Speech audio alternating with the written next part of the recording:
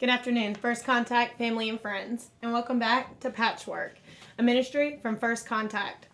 My name is Jessica Bain, and I'm the Resources and Placement Director here at First Contact Addiction Ministries. To find more information out about our services, you can go online to our website at www.firstcontactwnc.org, or you can give us a call at 828-435-2180. Again, the website is www.firstcontactwnc.org, and the phone number is 828-435-2180.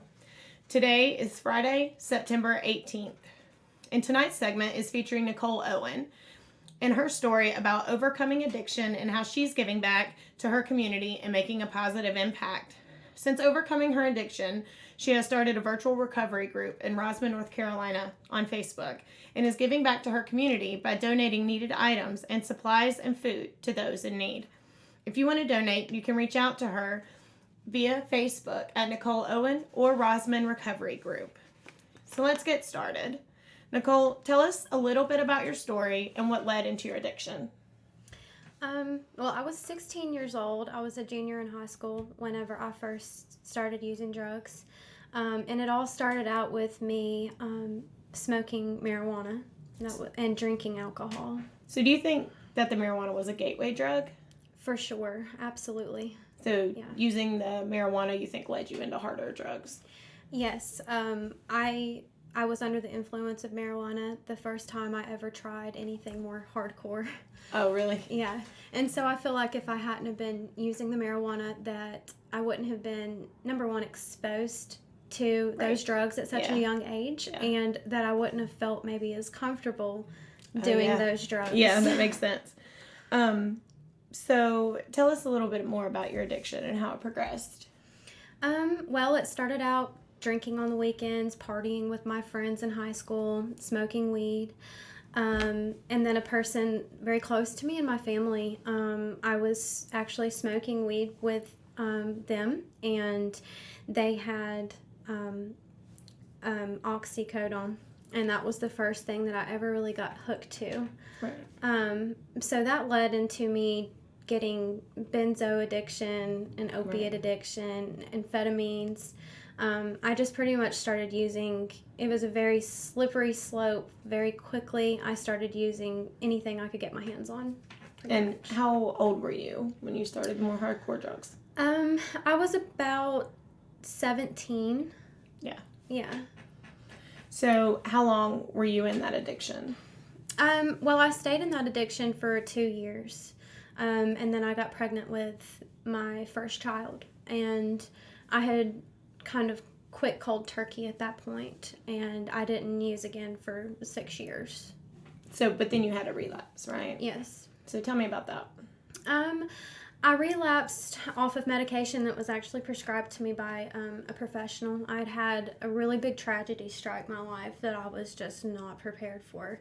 And the narcotic that I was prescribed was 2 different things that I had been hooked on previously. And I wasn't really prepared to what that would do to me in my emotional state. The relapse lasted for about 2 months, and thank God it wasn't any longer than that. But I was able to, seek help pretty quickly into that. So, how did you get help? The first time, I really didn't. I just kind of quit cold turkey, got a new acquaintances, moved away for a little while. And the second time, this most recent time when I relapsed, I actually checked myself into a facility at Advent Health, and it was the Women's Hope Unit. Yeah. We work with them. Yes, they are wonderful. Yeah. Wonderful. So what about in your addiction, did you ever feel like there was a time where like you weren't going to make it, or like that you could even possibly die? For sure. When I was about 17 years old, I had used a lot of drugs. I was driving a vehicle, which wasn't a smart idea. And I felt as if I couldn't make it home that night. And so I called one of my friends who lived close by, and I used the rest of what I had in my vehicle in her driveway. And next thing I know, I don't really remember anything other than the next day. I had actually overdosed, and I was aspirating on her bathroom floor. Oh, wow. They had to break into the bathroom and like dig vomit out of my throat, and it was that was probably the closest I ever came to, death. And my friend, she just recollects that time and says, your face was purple, you were like breathless, and I didn't even see myself going that far down. Yeah. But I didn't stop after that, So that wasn't enough. No. You just kept going. It should have been enough, but it wasn't. Well, and it's funny because we often have these moments in our addiction where that should have been it, mm-hmm. and it's not. Right. So you're not the only one. Yeah. So when you were in active addiction, what did it take away from you? It took everything.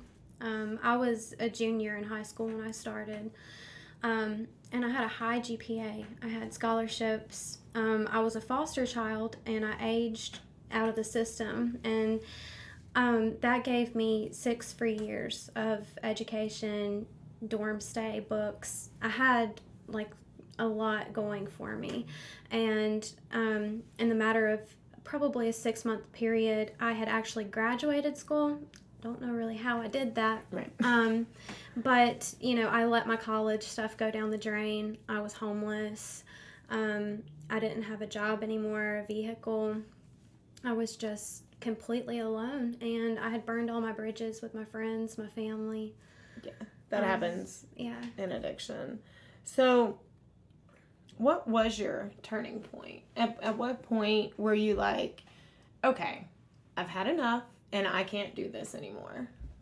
Well, I think that, with recovery, you can fix the problem by not doing drugs. But there's always that empty spot in your heart, that depression and anxiety.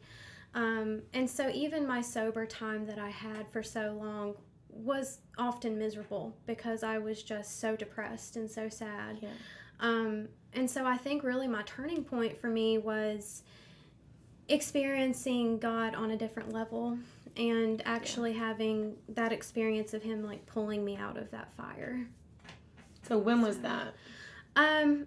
Well, I was suicidal, and when I checked myself into the Hope unit, and I thought that my friends, my family, my children, they would all be better off without me. It was more of the depression and the mental health state that I was in that just drug me completely down. And I think that lonely, desperate spot that I was in, it was just so deep. Yeah. So I think that a mixture of those things were just kind of a turning point for me. Like, I didn't want to feel that way anymore. So you reached out to God at that point. Yeah. And started experiencing Him on a whole nother level. Right. At that point, I was kind of an atheist, a borderline atheist. I had believed in God. I'd been raised that way. But I felt like if there was a God at that point, I felt like He had kind of deserted me in that place. And so I very sarcastically said, if you're there, pull me out of this, and I will never do it again, and I will live my life to help others get out of it too. And He did. He did, and I wasn't expecting Him to. So. Yeah, but He did. Yeah. That's how God is. So what has He restored in your life since that? Everything. I have better relationships with my family, with my friends. I've built a new network of people.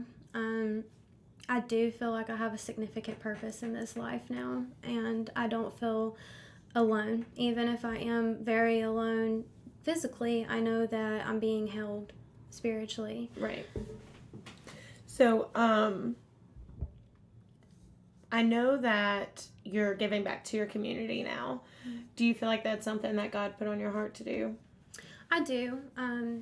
Like the story of me being in the hospital and getting to that desperate point, I made that promise to God. And, a lot of times in recovery-based meetings, it's been said that we can only help ourselves by giving what we have to others. Right. And I feel like my accountability lies in helping others and also showing them that accountability. So what are you doing with your life now? Well, I'm being a mom most of the time, which is wonderful. I wouldn't want it any other way. And then I also run this recovery group. Right now it's virtual due to COVID-19. And I hope, soon, whenever the quarantine is over and everything, that we can start meeting, actual group settings.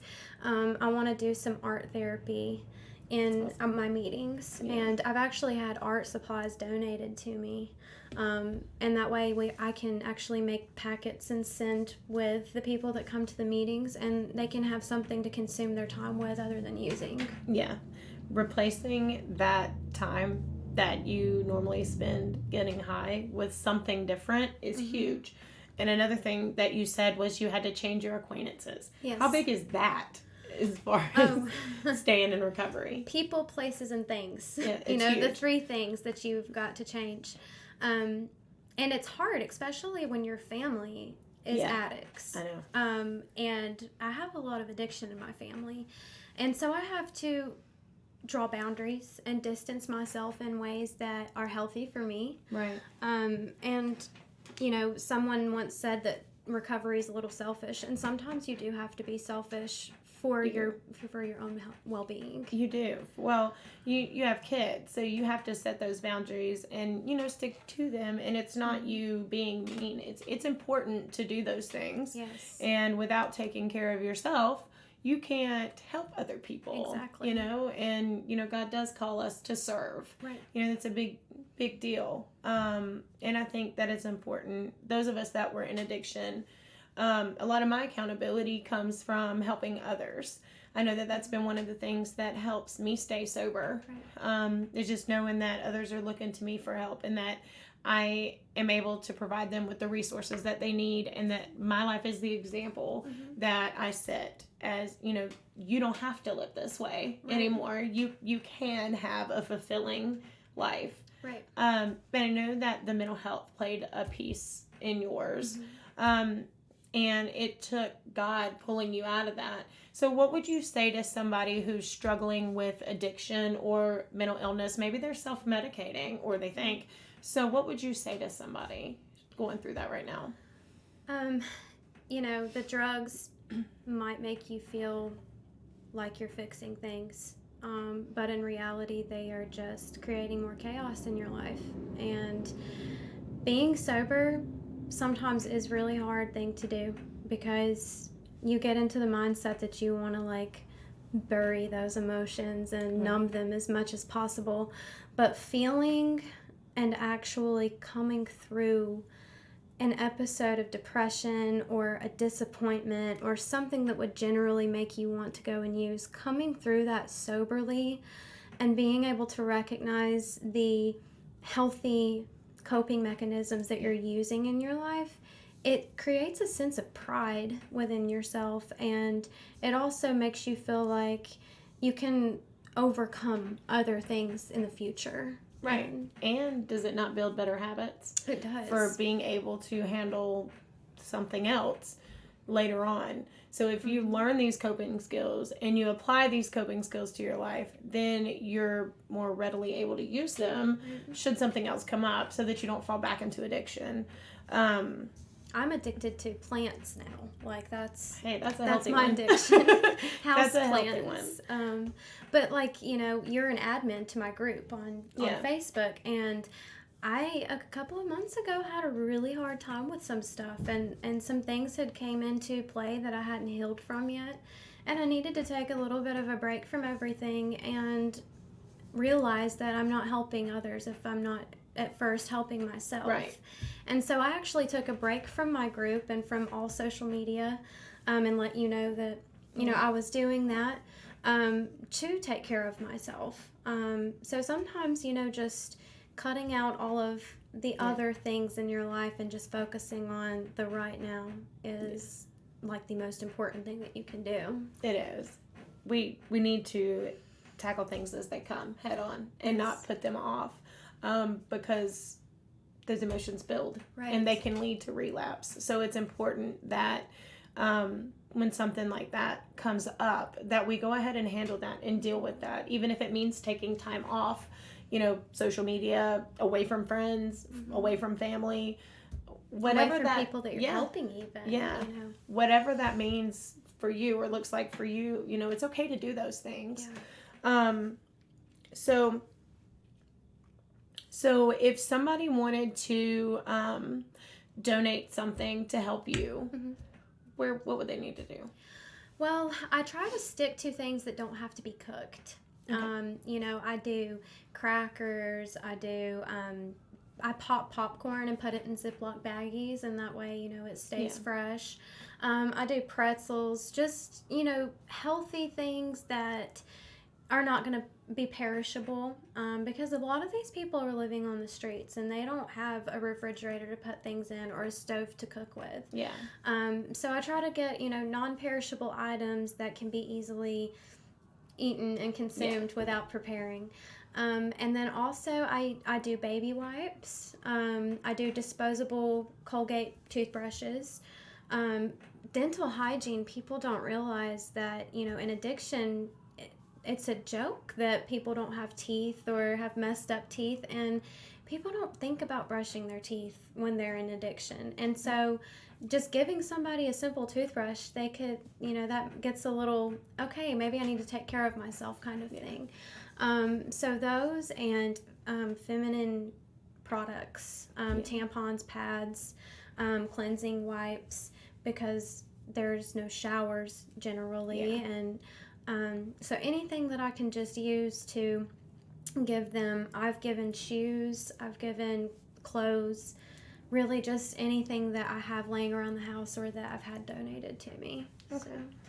Well, that bet that goes a long way for somebody that doesn't have anything. And, as you said, they've burnt their bridges at that point, I'm sure. So they have really no resources. And you're in a small town, so there's not a whole lot of resources out there to begin with. No.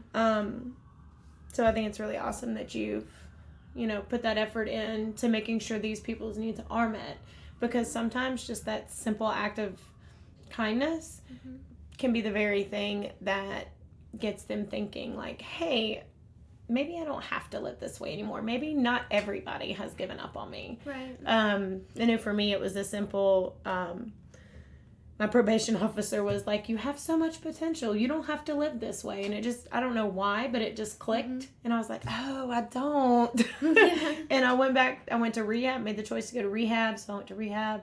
Then I got out. And that was kind of the basis of my recovery. Just somebody believed in me, amongst all my chaos and all my mess. Somebody believed in me still. And that made a huge difference in my life. That was a very positive impact for somebody to, to say that, hey, you're better than this. Come on, pull yourself out of this. That went a long way for me. Right. And I think, people in active addiction struggle with feelings of like shame and remorse and guilt, and they don't address those things, and it just pushes them further into their addiction. Yeah. And, a lot of people don't have good views of addicts, and like they're maybe a menace to society or, and so loving someone and giving them a hug, giving them food, giving them whatever I can give them, or even just my time to sit there and listen to them, talk to me. They know someone cares about them, and I do legitimately care about them because I look at them and I see myself. Right. And I see that Jesus made them in his image and that they are to be loved like anybody else. Exactly. And just like I needed to be during that time. Yeah, so makes sense. So if you or a loved one is struggling with addiction, you can go to our website for more information at www.firstcontactwnc.org. You can also call our office at 828-435-2180. And guys, tonight we want to take a minute of our broadcast and take a moment for our fallen deputy, Ryan Hendricks. And let's say a prayer for his family. And keep in mind that we have law enforcement officers and firefighters, first responders, and people that risk their lives daily for our protection. So let's keep them all in our prayers. When we end our broadcast, we're going to take a moment of silence for our fallen deputy. He served 8 years in Henderson County, and he also served our country as a U.S. Marine. So let's take the moment and say a prayer or just have a moment of silence for his family and for him. We thank you guys for tuning in.